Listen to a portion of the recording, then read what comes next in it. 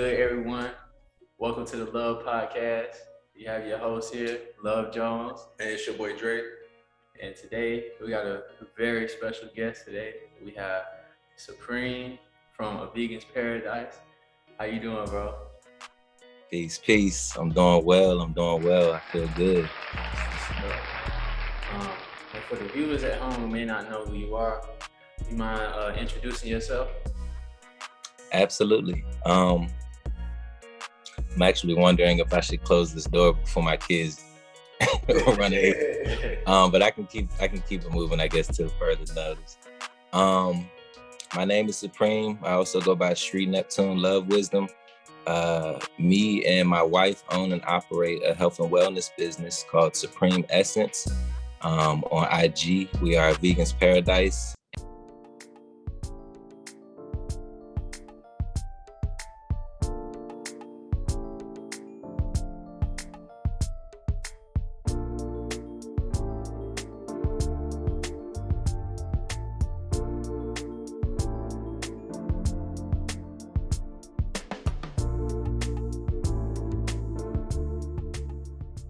And essentially, we like to think of ourselves as holistic engineers. So we cater to people's physical body through massage, body work, juicing, fasting, and basically transitioning into healthy lifestyle dieting, if you will.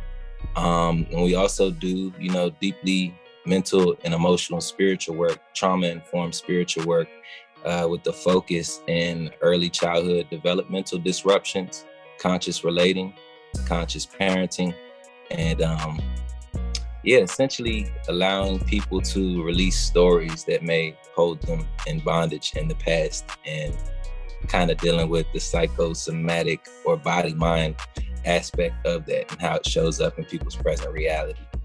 If you were to ask, I would say that we work with children, but all of our clients are adults, if that makes sense, in terms of reparenting and, just creating a sacred space for people to actually heal and connect and feel a sense of support and safety. So, yeah.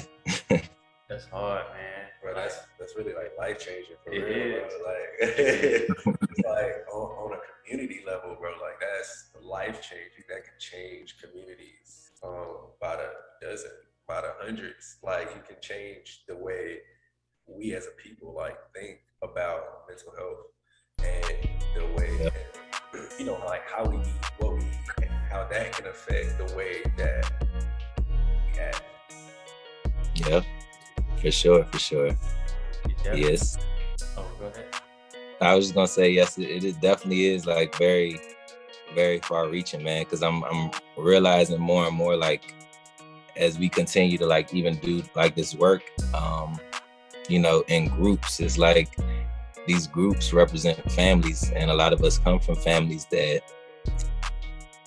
are cracked or have a deficit in them, or there's some type of element that was missing. So it's like, when we get the chance to actually sit with one another in group and just build and talk, it's like on so many levels. Sometimes, people have issues that I'm not going to say they heal 100% from, but it's a certain type of magic that takes place when you are in a healthy relationship. It's almost like a spontaneous reflex, you allow some of your past, some of your painful past to come out, and you feel open and heard, and I guess supported enough to even feel open to free up some of that energy that kept us in bondage, So, but yeah, definitely deep work. What made you get into all of like just any of it? Like what made you get into it? Yeah. So as far as the food piece and like the diet piece, my sophomore year in college at Florida A&M, I hung with a lot of brothers from Philadelphia. And one of the things that they was heavy on was not eating pork. I wasn't like a super pork head, right? But just to kind of condense that story, we started hanging, and I started kind of peeping their culture, and basically they fasted every couple of months or whatever. And they was like, bro, you can't be eating pizza, you know, the whole 9 yards with we not eating the swine and all of that type of stuff. I'm like, all right, I don't care about pizza. So then my man's actually, one of my mans told me about juice fasting, or he didn't tell me about it, but he let me know that that's the type of vibe that they be on. So basically I went on my first juice fast, I think around like age 20 or something like that, for 3 days straight.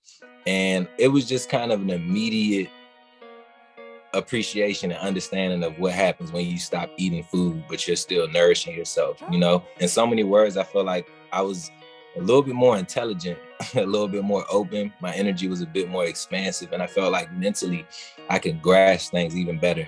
And then my whole emotional field actually kind of like opened up. I seen where I was like kind of just like rigid and just wanting to just operate in these certain, you know what I'm saying, patterns or certain forms. And all of that came from a 3-day fast. You know, I really sat with myself and started to look at like what I was unwilling to feel, how I saw myself, you know, I guess on deeper levels. And then just really the grounded understanding of the fact that I've been eating all of this food that's kind of been clogging up my system and clogging up my energy for all of these years. And to just stop for even those 3 days, I felt like a kind of a quickening in my spirit, or a quickening in my vibration. I felt basically from like this, like picture a lamp with this like diffuse glow throughout the room, and then it condensing into like this laser beam. So that process kind of landed in me. And from that, you know, I just started to really love and appreciate the health piece. As far as the, you know, the mental and emotional work, I can say that, you know, by trade, I'm also a massage therapist and a body worker. And one of the most profound experiences that happened to me was when we was going through a training on another alternative modality. It's called Traeger work. You know, several things became evident to me. And one, the first thing was that our issues are in our tissue, right? That's something that a lot of people say in the body work world, in general. Our issues are in our tissue. And the reason for that is because I was receiving this training in class, and one of our teachers used one of our friends, our students, to do a demo. And all our teacher was doing was literally kind of just like rocking this girl's limbs, like just gently, like rocking her limbs one by one. And then got to the table, she's lying on the back, and she's just rocking her for like literally 15 minutes. And she's like, yeah, so this is really good for your nervous system. It helps free up tension and stuff like that. And she's like, how do you feel? And the girl's like, good. So she does that for like 5 more minutes. And I kid you not, as soon as she like takes her hands off the girl gets up like with a smile. And then all of a sudden she starts like boohoo crying, like loud as hell. You know what I'm saying? Like, and this is a girl who's relatively soft spoken, but she gets off the table and starts boohoo crying. And we're all looking like, yo, what's going on? You know what I'm saying? So we all trying to figure out what's going on. And basically her and the teacher are sitting there, you know, the teacher's asking her like, what are you experiencing and stuff like that. And the teacher goes on to say that, like, you know, in so many words, when people feel supported and there's a sense of contact and their being is being met, because we're talking about just physical massage, but just it's almost an atmosphere that you create around yourself when you feel safe and supported. And I guess the conditions were just right in how even my teacher was holding herself and conducting the space around that she felt so free and open in her system to release something that she had pinned up for years and years. Now, I don't know the nature of what it was. My teacher, they was talking for a while after that, but that was a huge turning point for me in wanting to work with some of the deeper psychological issues and emotional deficits that we have in general. And my entry point and my access point to that is the body. And so that's kind of how I got into the body-oriented psychotherapy aspect of this stuff, you know? And then it only deepened when, you know, my queen, she does music therapy and did a lot of work for hospice and special needs children and stuff like that, and doing therapy. So it just kind of brought it into full circle. So that's a little bit about how I got into the work. And then of course, you know, my children kind of just opened up this whole new vast dimension of wanting to understand, like, what is it that actually grows us as human beings? And yeah, like, how can we actually embody our human potential, and what does that look like, you know?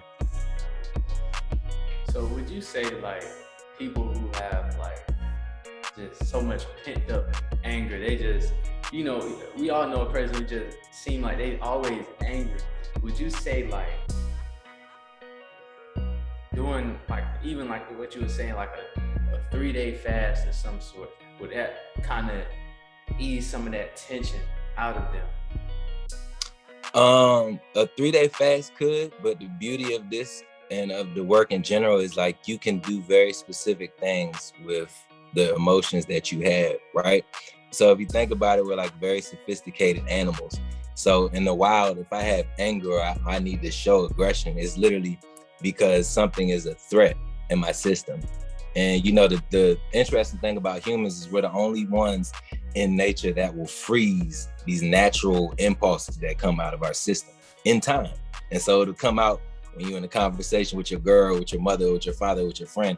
And it's really sometimes it's not them. It's just something they say that triggers that energy that wants to get out and get expressed. I would say over juicing and fasting, I would definitely like tell people to like kind of channel that anger and do something that allows you to actually get into your animal bag. You know what I'm saying? So that on a practical level, that can look like telling somebody like, yo, you real deal need to just get a punching bag. Because honestly, there are certain instances where you're not gonna want to sit back, take deep breaths and just juice, you know what I'm saying? Where you need to get that out of your system. And that's the thing, the body is gonna cry out in the form of illness if we don't follow some of our impulses. Anger is different from rage. Anger is healthy. Anger is saying, you're not about to cross this boundary, or something is, you know, it's a survival response. You feel me? I'm trying to survive. That can be an emotional survival, or it can be physical. You feel me? But at the end of the day, you do have this very simple but complex animal layer. So it's important that, you know, we're following and listening to our the wisdom of our body, the primordial wisdom of our body. You feel what I'm saying? And yeah, in so many words too, it also depends on what type of person you are. If you were traumatized or go through issues just in general, and you realize that you have a freeze aspect to you, where you're more chill and you like, all right, okay, I ain't doing shit right now. I need to like gather myself and go into my space. Or if you get like hype and shit like that, you know what I'm saying? Those are two different angles that you can approach even anger. But anger in and of itself is healthy. You feel me? When it becomes suppressed, that's when it is less than healthy and it starts wreaking havoc. But my bad, just to be practical, I would say doing something like getting a punching bag, studying a martial art. And directly when I say punching bag, I kind of feel like that's one of the best things for me, like in my path in general, because it's like, again, you don't want to freeze some of these impulses that are natural. You know what I'm saying? We're not taught to like channel our anger in a healthy way. It's like either that person was angry and they just went crazy, or that person was angry and now they got an implosive anger.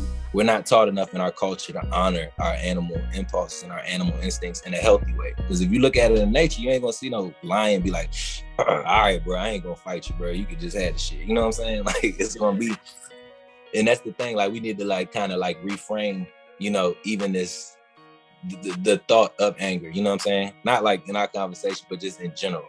That's healthy to differentiate yourself, even to be like in a heated argument or debate. Differentiation is perfect, it's divine, to set yourself apart from something because you have a different viewpoint and you stand in that. That's beautiful. You know what I'm saying?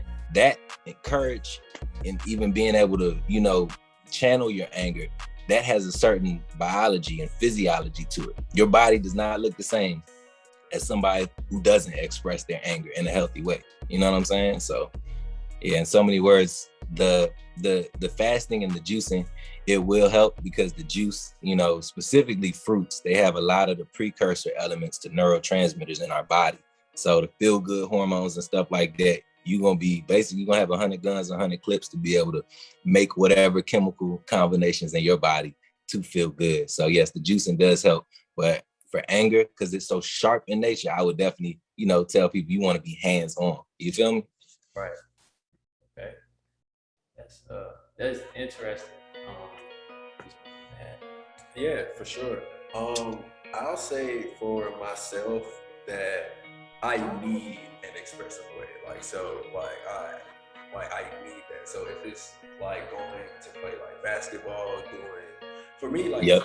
going like to play basketball, because then I just feel like from there you kind of gotta like calm yourself down anyway in order to not be out there doing like the most. Like, you know what I'm saying? So like that'd be my therapy, because half the time I don't be wanting to talk to nobody. When I'm mad, like I really just like talk it out. But I have found that it is certain instances that I can just like sit back and just be like, well, hey, like I didn't really like that.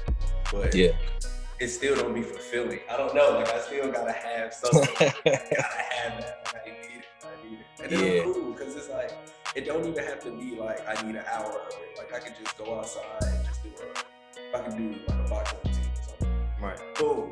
Like a little 15-minute, little 10-minute boxing routine, bro. I'm good. Yep.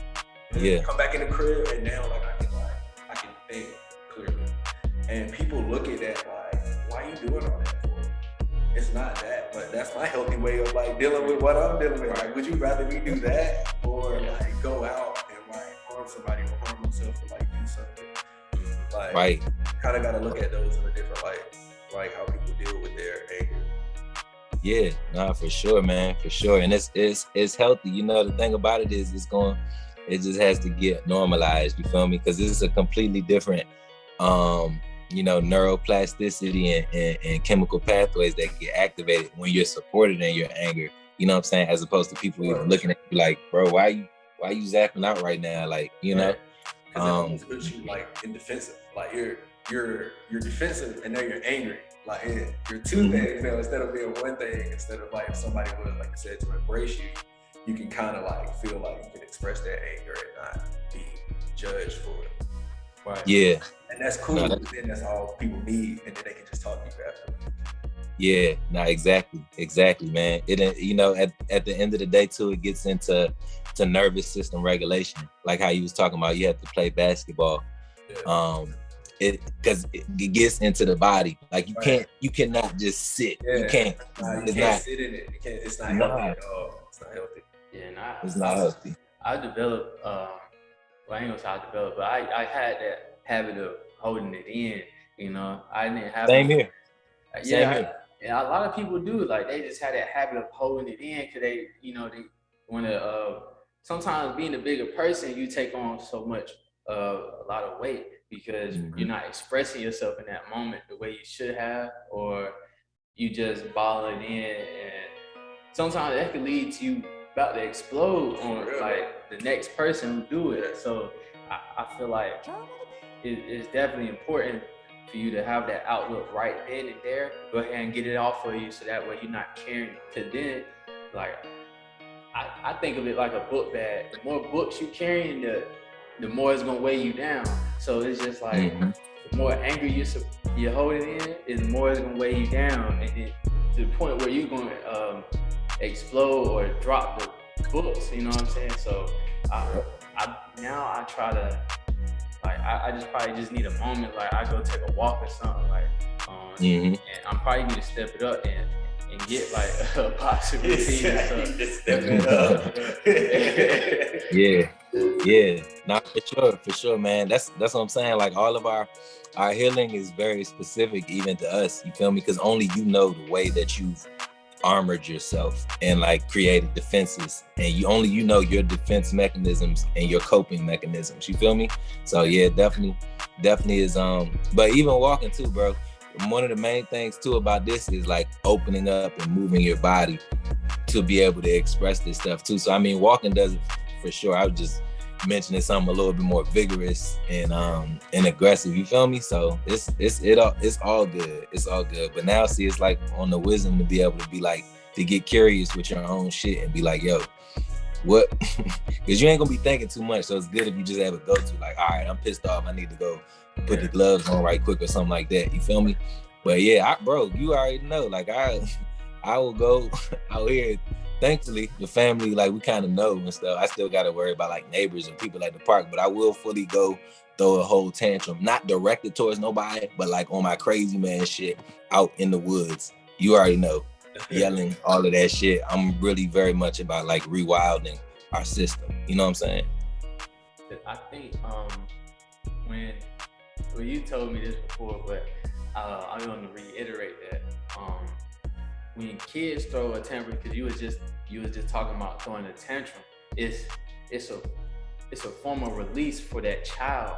So I think when kids express that, we look at it like, oh, why are you doing that? You stop. So you're suppressing their feelings, but it's a way of them releasing that, so they'll be better. You know, they probably can handle it better the next time. So, but they Yes, need to release that energy, right? And that's probably the only way they know how to release that energy is just throwing a tantrum. yes, So yep, I thought that was yeah, interesting. that's Yeah. yeah, it's a fact, man. It's a fact, you know. And they show us the best. We just happen to be in this culture where we don't really like to feel our feelings.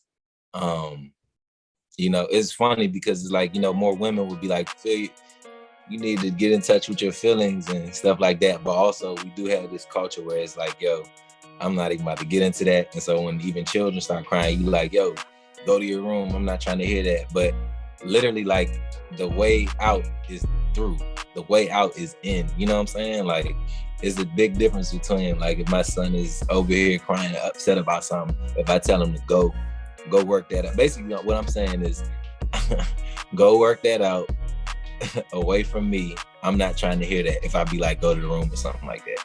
As opposed to like, nah, son, go ahead. You can go ahead and kick your bed and punch your bed and stuff like that. I ain't gonna stop you. And you could do it right here with me. Yeah. You know what I'm saying?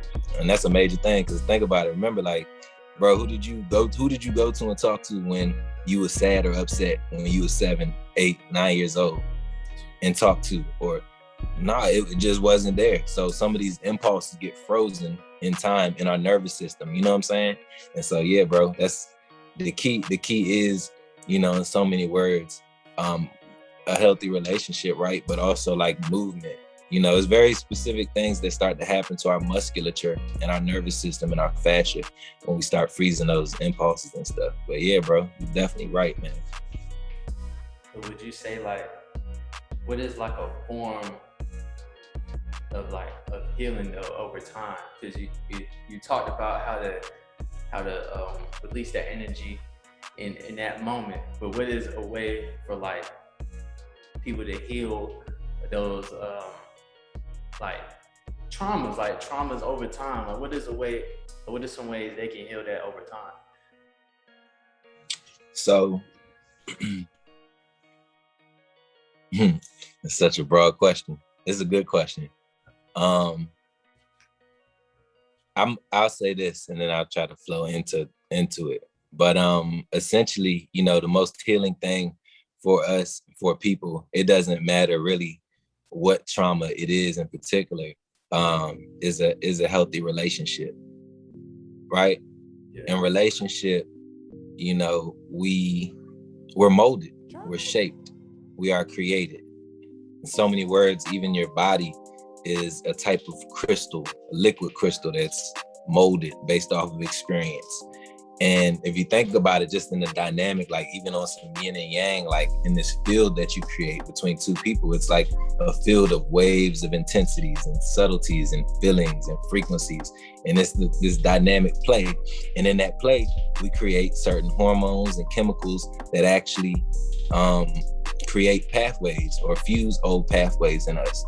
So, you know, I guess to kind of simplify it, ways that we can heal trauma over time is we need to be creating experiences for ourselves that directly contradict our self-sabotaging thoughts. I'm not good enough, or I can't express my anger. Like, nah, like pick some type of scenario. That's what I'm saying. Like, we can get real picky in curating the experiences that you want to have so that you can free yourself from it. You know what I'm saying? And so what I mean when I say we need to have experiences that contradict that is like, if you feel like, you know, you don't got no voice or you can't never like speak your truth and stuff, I would say like sign up for singing lessons or work with your voice. You know what I'm saying? If you say that you feel ashamed because maybe sexual molestation was part of your story when you were younger, you feel me? And just knowing that different parts of the body have their own awareness and intelligence and flow of energy that goes to them, like working more with your pelvis. So that may look like dance, you know what I'm saying? All of these things are movement, but they also have the ability to kind of like open up our system once again. The secret to health really it doesn't matter if it's Chinese medicine or Ayurvedic medicine. It's really to get a good flow of energy and circulation in your system. You feel me? Yeah. Can y'all hear that lawnmower? No, we can't. Okay, cool. But I guess to put it in a more concise manner, healing your traumas over time really look like being in a healthy relationship. And it's like hard to do, but it's also easy to do after a while. And the reason why is because, again, we're created in the space between our relationship. You know what I'm saying? You're created in the space between a relationship. And so if you can conduct and create and orchestrate and be a part of healing relationships or groups and stuff like that with people, over time, your stuff will heal. And the reason why that is because, at the end of the day, children, we're all wired for attachment and bonding, and we all have this need to authentically express ourselves. Somewhere along the way, during anybody's trauma, a story got formed. You know what I'm saying? A connection got lost. You feel me? Right. Long story short, like, to be in a relationship, we need to be able to be attached, and we need to be able to be authentically ourselves. You know what I'm saying? When we grew up, we couldn't have both in most cases, most scenarios. But now, as we're older, you can create standards and agreements in your relationship. Like, even y'all can come up with new agreements and pacts about reality. Like, bro, when I get pissed, like, this is how I handle it. I'm probably not gonna say something, but I'm gonna holler at you probably in like 3 days or whatever. But like, let's make a commitment to like really have like clear communication, because this is deep. You know what I'm saying? By y'all doing that and having that type of relationship, you're actually healing any type of rupture that occurred with your father when you were younger, if that was the case, and vice versa for you too, bro. You know what I'm saying? So, simply put, one of the biggest things is to start to create healthy relationships, and healthy relationships look like having good boundaries, but also communicating that. Because if both of y'all know y'all shadow, it's good that I get to use both of y'all, because I'm like, I need an actual example. But like, if both of y'all are relatively aware of each other's shadow, it won't sting as much if you say something to him, he's not going to take it as personal. He can be like, all right, bro, he was like clearly in his pain body, activated, and he spoke from that. It's not fundamentally you who you are. It was your reaction, your conditioning. You know what I'm saying? But yeah, those are some powerful things that I do. Definitely breath work. Definitely when I wake up, it's undeniable. Like, if you just wake up in the morning and one of the first activities is meditation. After you brush your teeth and shit. But you know what I'm saying? If your first thing that you do is meditate, bro, it makes so much of a difference. It almost gives the feeling of being on top of the wave rather than the wave just completely crushing you and annihilating you. So then by 3 o'clock, somebody cuts you off in the grocery store in the aisle. You're not gonna be like, man, you know what I'm saying? Like, you're not gonna have as much of a reaction because you've already organized yourself very early in the day. You know what I'm saying? But yeah, those are some things. I think it was interesting when you said you think clearly, like off of like, just drinking like some fresh juice, like fresh squeezed orange juice or watermelon juice. Because in school they teach you, we need a big meal to start the day. Right. Total opposite. You don't need a big meal. You can just drink like some pure juice. I'm gonna say pure juice for everybody at home, not processed juice, but pure juice, straight fruits only. When we drink that, it clears our mind better. But eating a whole meal, so yeah, it takes too much energy, man. Like, it takes way too much energy to process food, and then you're not as clear, man. Like, it's so different, dog. It's so different, bro. To eat fruits on an empty stomach anyway, because as soon as we wake up, because it'll help clear out what was building up during the night. It was basically like a mini detox to just clean all that out on an empty stomach, because fruit digests quick, but it goes so it'll just clean out. So should I not drink water first? Like in the morning? Like, because I thought it was like you actually really specifically, I can't do this because they don't have it here. Like I can't just have coconut water straight out of a coconut, like Oh yeah. Right. realistically, like being able to drink like coconut water when you like wake up in the morning, that help you process like your digestive system a lot better. Right. Also, drinking two cups of water will boost your metabolism so that you wake up too fast. So you want to eat fruit after that, it'll just your body be really clean. Right. So Oh yeah. fun fact. So we're getting prunes in the morning. Yeah. Clean all this out. Right. That's some great ways like people can incorporate that at home in their morning routine. Exactly. Just waking up real early. It's not hard for me, but like I ain't gonna lie, I just got in bed and I ain't used like that bed comfortable, but I know you should. Yeah. Shout out to my bed. Right. I definitely feel it. I definitely feel like change in energy though when I do wake up real early. It makes me more motivated. I will say for sure. As soon as I get up, like even working out, like being active, like Yes, sir. Like and you don't have to do anything strenuous, just really getting your body up and like moving in the morning. I guarantee you will be the happiest person all day long. That energy literally will carry throughout the rest of the day. right. That's a whole fact, man. For real. Yeah, I like to bike when I wake up. So like I don't drink nothing when I get up sometimes. I've been wanting I just do my movements and then I hit the bike. It's not too much, just to know, just enough to like break some sweat and go up this hill. But when I get back, that's when I drink either the lemon water or lime water, and then I make my juice for the day. You know what I'm saying? And then eat a little bit later. Another question I had. So, do you like? Should we do those practices with kids as well? Like teaching them, because I know if we teach those habits to kids early on, build with that throughout their whole life.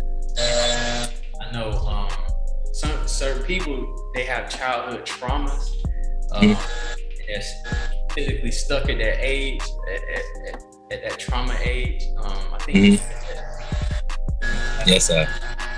trauma age. So it's better to go ahead and start them off while they're young to build those habits while they're young, like the breath work and stuff like that, right? Yeah, for sure. I would say the breath work, like I wouldn't, I don't necessarily be having the kids do like very specific breath things, you know what I'm saying? I do like offer them a variety of like different stuff. But yeah, man, like the more you can actually get them coordinated around just even seeing you meditate more and making sure that they even do like a minute or 2 minutes of even just being still in themselves and balancing that with some type of conscious activity. Like, all right, now we're just gonna get up and shake, y'all. You know what I'm saying? I would say that. But like the best thing is like kind of like looking at what, like how the flow of the day is, right? You know what I'm saying? So like if, let's say my children just did something bad, let me not say bad, but let's say they did something that was a little bit uncomfortable for me, right? And I had to like, tell them like, yo, we don't do this in this house because da da da da da da. And then I tell them, no, you can't play your tablet. If they get a little bit mad or something like that after that, I'm gonna be like, all right, like if they get like crying mad because they can't play their game, I'm gonna be like, all right, come over here. And then we'll go to, my side of the room or something like that, and we'll just shake right quick. They'll be mad as shit shaking like, you know what I'm saying?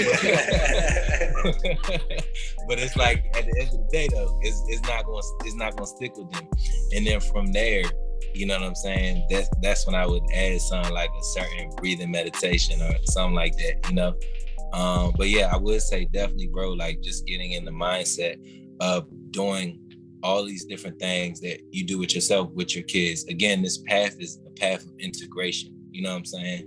It's the path of integration a lot of even our traumas and how we react to stuff, it can come off toxic, but also it's a pattern that needed to be integrated into our system.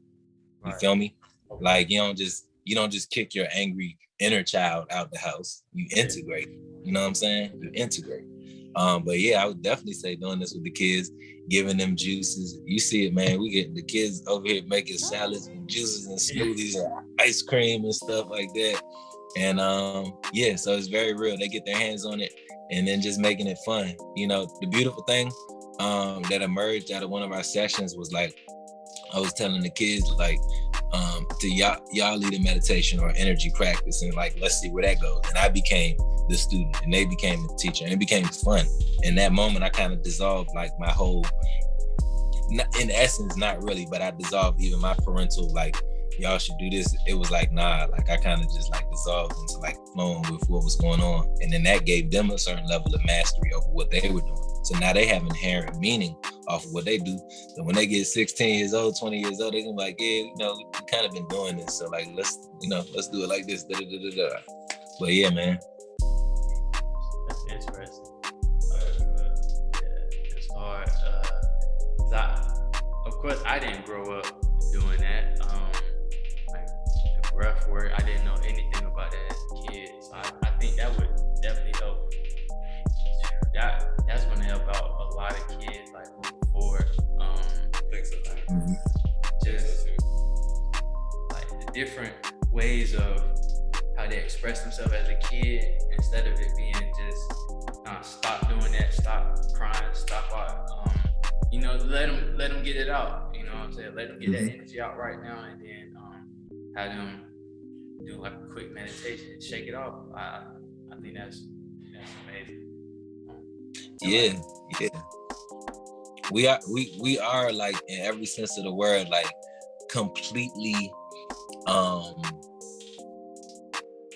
multi-dimensional, and you know, all of our aspects need to be healthily expressed. So like even when they get angry, and I'm using this based off of like what we talked about earlier before, but if they experience anger and stuff like that, like I'm inviting that and welcoming that. Like, so to a certain extent, like they can yell and be upset. Not like, I don't want you to think just look like, you know, like, yeah, you could do whatever you want.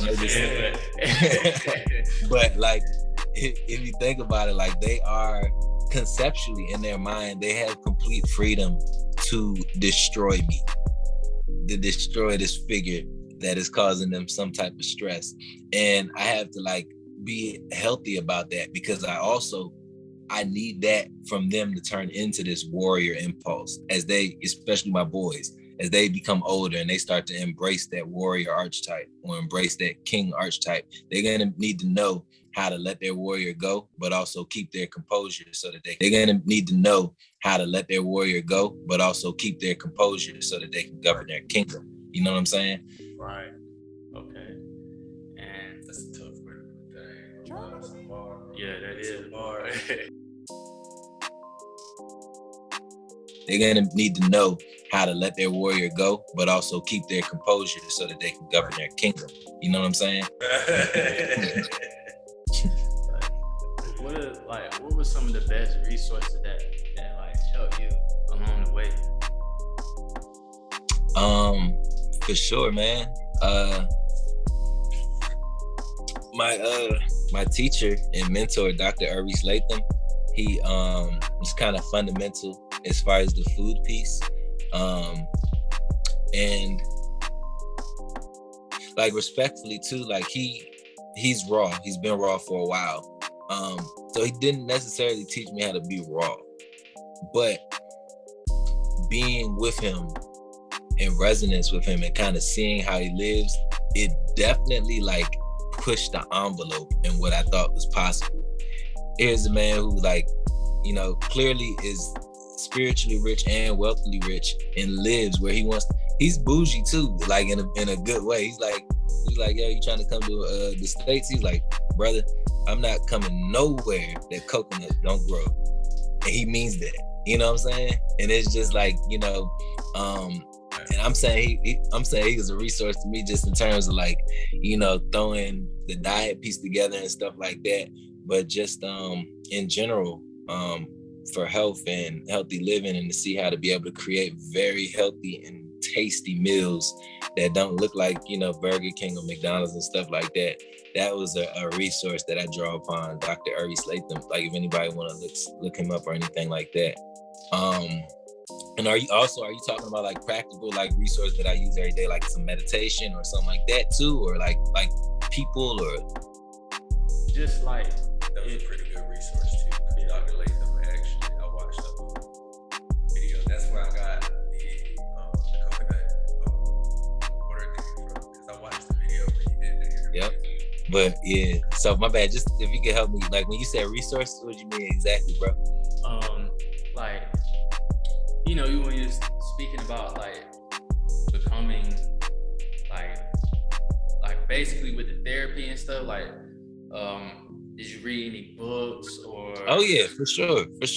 Yeah. So a really good book to get is Dr. Peter Levine's book on healing trauma.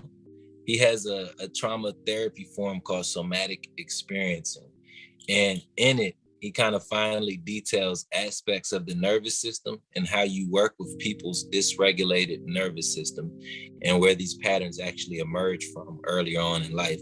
And so it kind of gives you like also too like a 12-step protocol, like to experience yourself and see how you can heal or heal family and, you know what I'm saying, just in general. So that was a very good one. And the name of that book is Healing Trauma by Dr. Peter Levine. You know, another good website, is a website called the Biology of Kundalini. Okay. And in that, it's a lady named Jana Dixon.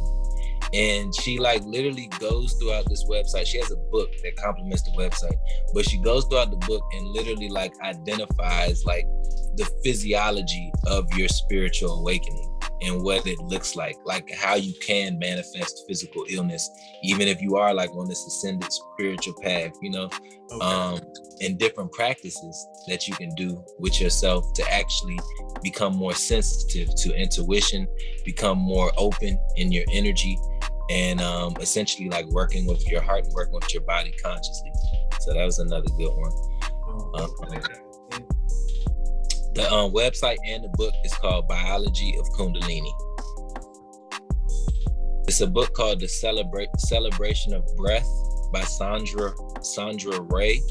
And she was like kind of like the co-founder of this breathwork modality called rebirthing.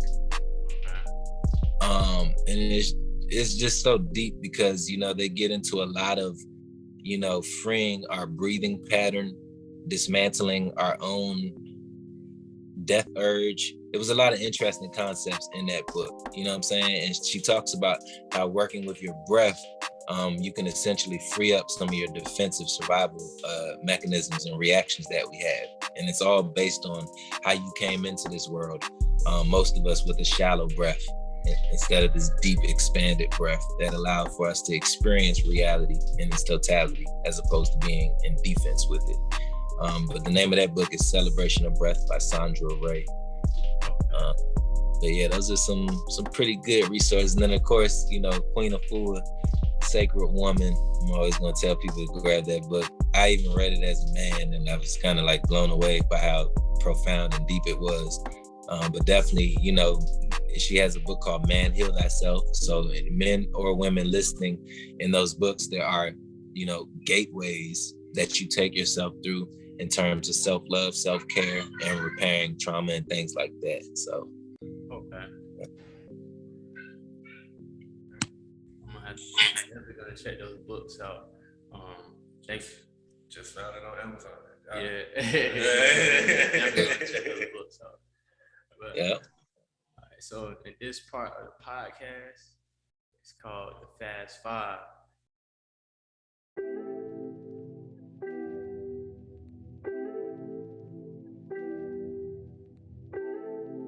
So those of y'all at home, y'all already know we're gonna ask you 5 rapid fire questions. You got a minute to answer. Like each questions. You only got a minute to get to it. Yeah. A minute to answer all 5? Yeah, all 5. Okay. All right, bet. go. What are some ways you boost your self-love? Journaling, taking spiritual baths, earthing and grounding, and hugging myself. If you could hold on to one memory from your life forever, what would it be? My first, when I lost my virginity. Right. No, I'm just joking. when each of my children was born.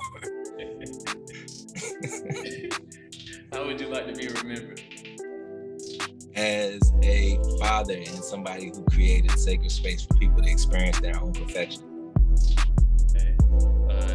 What does self-love mean to you? Self-love means being open to life and working with reality as a companion to reality and allowing for things to be. Okay. And the last question, what's one question you wish I'd have asked you, and how would you answer? One question you wish you would have asked me? Yeah. I don't know. What's the best juices to drink? Maybe, I don't know, in the morning or something. What's the best juice to drink in the morning? Yeah. Citrus juice. Okay. Why is that?